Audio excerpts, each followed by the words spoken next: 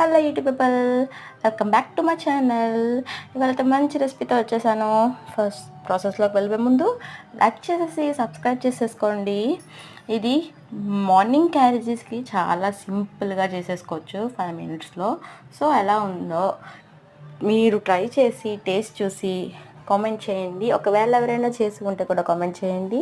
So ప్రాసెస్లోకి వెళ్ళిపోదాం. First అయితే స్టవ్ వెలిగించి పాన్ పెట్టి అందులో శనగపప్పు, మినపప్పు, ఆవాలు, జీలకర్ర, ఎండుమిర్చి, వెల్లుల్లి, కరివేపాకు ఇవన్నీ వేసి బాగా వేపుకోవాలి. కొంచెం లైట్ గోల్డెన్ కలర్ వచ్చే వరకు. అవి వేగాక అందులో చిన్నగా ముక్కలు కోసుకున్న ఆనపకాయ ముక్కలు వేసేయాలి.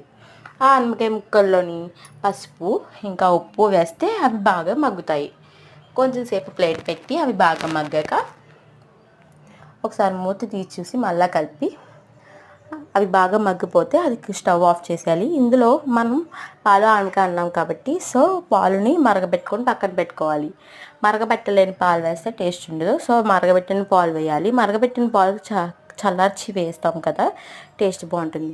చల్లార్చి వేసాక ఒక 5-10 minutes ఒకసారి అలాగ నానిస్తే ఆనపకాయలకు అంటుకున్న ఉప్పు కారం అంతా దిగుతుంది. అంతే, బాయ్. మళ్ళీ కొత్త మంచి వీడియోతో వచ్చేస్తాను.